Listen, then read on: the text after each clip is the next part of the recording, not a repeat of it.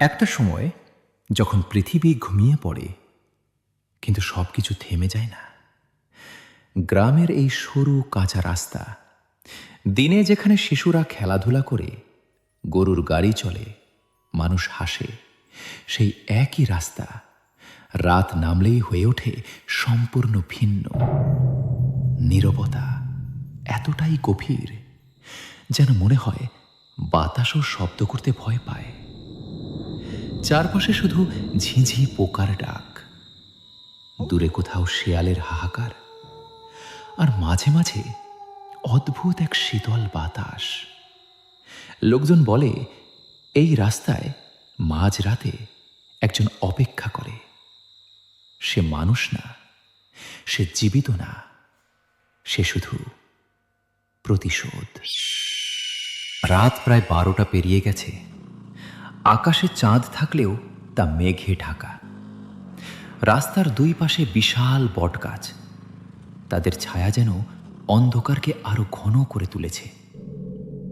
এই অন্ধকার চিরে দ্রুত এগিয়ে যাচ্ছে একটি মোটর সাইকেল। বাইক চালাচ্ছে একজন যুবক, নাম তার রাহাত। তার চোখে ক্লান্তি স্পষ্ট, কপালে ঘাম, মুখে চিন্তার রেখা।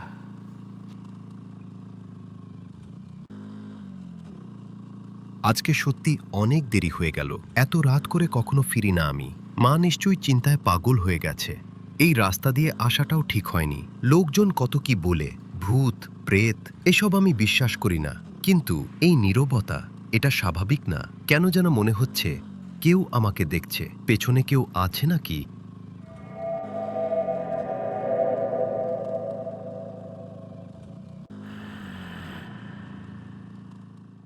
ঠিক তখনই রাহাতের চোখ পড়ে রাস্তার পাশে একটা বিশাল বট গাছের দিকে।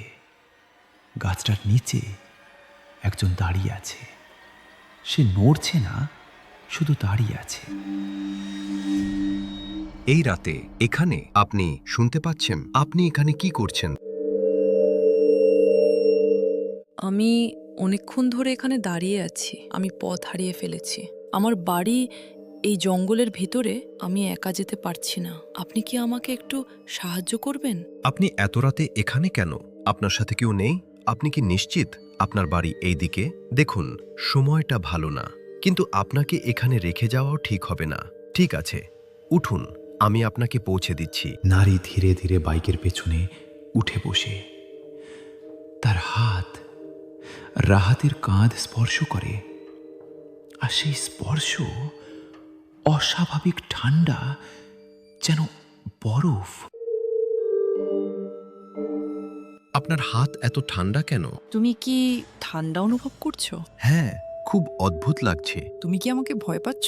না, ভয় পাচ্ছি না, কিন্তু কিছু একটা ঠিক লাগছে না।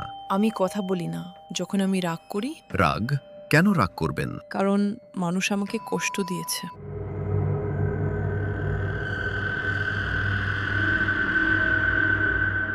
কয়েকদিন পর একই গ্রাম, কিন্তু এখন ভয় আরো বেড়েছে।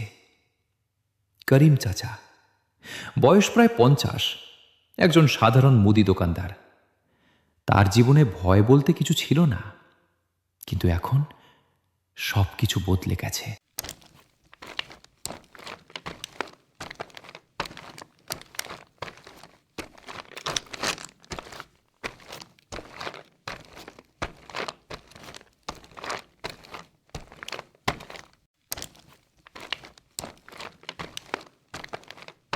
আজকাল এই রাস্তায় কিছু একটা হচ্ছে। মানুষ হারিয়ে যাচ্ছে, রাতে কেউ বের হয় না। কিন্তু আমার কি করার আছে? পেট তো চালাতে হবে। আল্লাহ, তুমি রক্ষা করো। শ্মশান ঘাটের পাশ দিয়ে যাওয়ার সময় তার পা কাঁপতে শুরু করে। হঠাৎ সামনে দাঁড়িয়ে সেই নারী।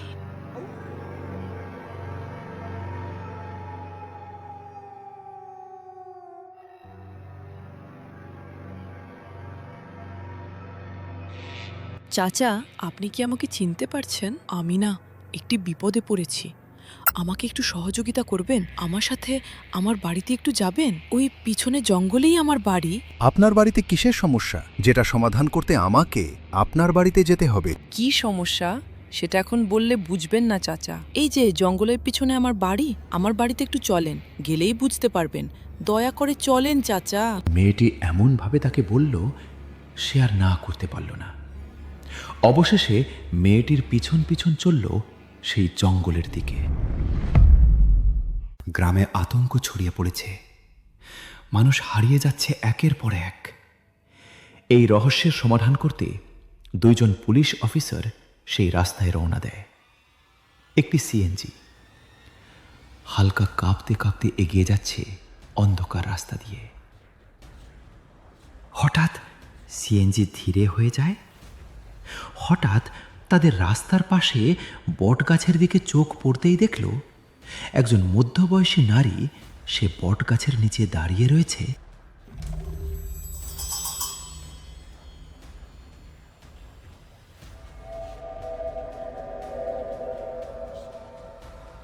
তারা 3 জনে গাড়ি থেকে নামলো এবং সেই মেয়েটির সামনে গিয়ে দাঁড়ালো। মেয়েটি তাদের দিকে তাকালো এবং 3 জনের ভিতর থেকে পুলিশ অফিসার মেয়েটিকে প্রশ্ন করল, তুমি কে? এখানে কি করছো? আমি অনেক দিন ধরে অপেক্ষা করছি। তুমি আমাকে চিনতে পারছো না? আমি তোমার ছোটবেলার বন্ধু, আমরা একসাথে খেলতাম। ড্রাইভার বিভ্রান্ত হয়ে তাকিয়ে রইল। সে অবাক হয়ে গেল, এই মেয়েটিকে তো সে কখনো দেখেনি। সে কিভাবে তার ছোটবেলার বন্ধু হতে পারে?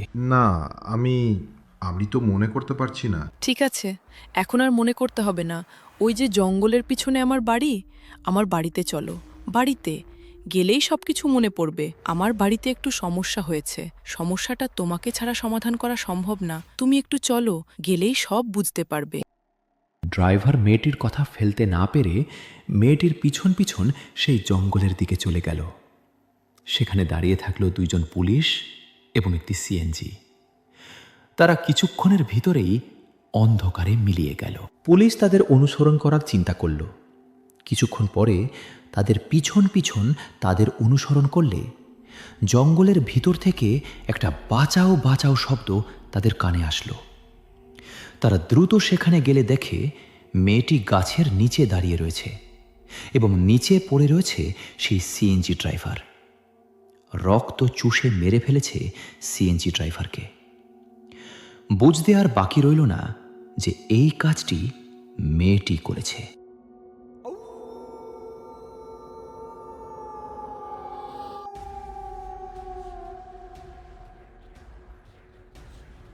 তার মানে বিগত যতগুলো খুন এবং গুম হয়েছে সবগুলো তোমার মাধ্যমেই হয়েছে? তুমি আমাদের কাছে স্যালেন্ডার করো, নয়তো এই পুলিশ তোমাকে ছাড়বে না। আইনের হাতে আত্মসমর্পণ করো। তোমরা যখন আমাকে এত প্রশ্ন করছো, তাহলে আমি তোমাদেরকে সবকিছু বলছি। শোনো, আমাকে অ্যারেস্ট করে কোনো লাভ নেই, কারণ আমি অনেক আগেই মারা গেছি। আমি গ্রামের সৌন্দর্য, প্রকৃতি অনেক পছন্দ করতাম। সেজন্য খালার বাড়িতে গ্রামে বেড়াতে এসেছিলাম আজ থেকে 1 বছর আগে। একদিন সকালবেলা গ্রাম দেখতে বের হলাম। ফিরতে ফিরতে অনেক রাত হয়ে গেল। এই রাস্তা দিয়ে আমি খালার বাড়ি ফিরছিলাম। হঠাৎ গাছের নিচে দাঁড়িয়েছিল এই গ্রামেরই মোড়ল সাহেব। তিনি আমাকে দেখে আমাকে জঙ্গলের ভিতর নিয়ে যায় এবং আমাকে ধর্ষণ করে সেখানেই মেরে ফেলে। আমি সেদিন অনেক চিৎকার করেছিলাম, কেউ আমাকে বাঁচায়নি। আমি তারই প্রতিশোধ নিচ্ছি এখন। তোমরা আমাকে থামাতে পারবে না।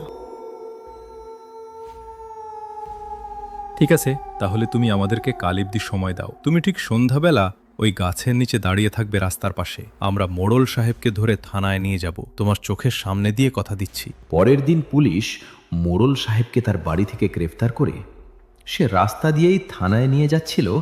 সামনে পুলিশ, মধ্যখানে মোড়ল সাহেব। রাস্তা দিয়ে হাঁটতে হাঁটতে সে গাছের নিচে আসলেই দেখতে পায় সেই মেয়েটি সেখানে দাঁড়িয়ে রয়েছে।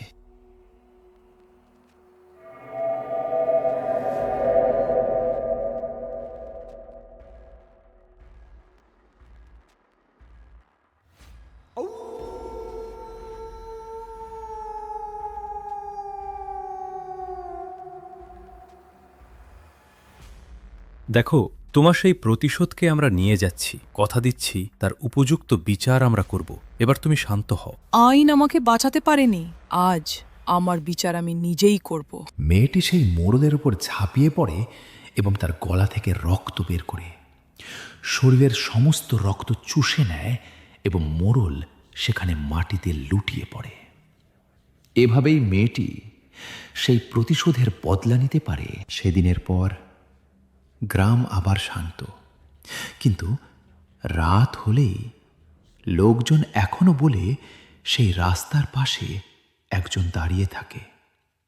যদি তুমি তাকে দেখো, থামবে না, কারণ সে সাহায্য চায় না, সে শুধু প্রতিশোধ চায়।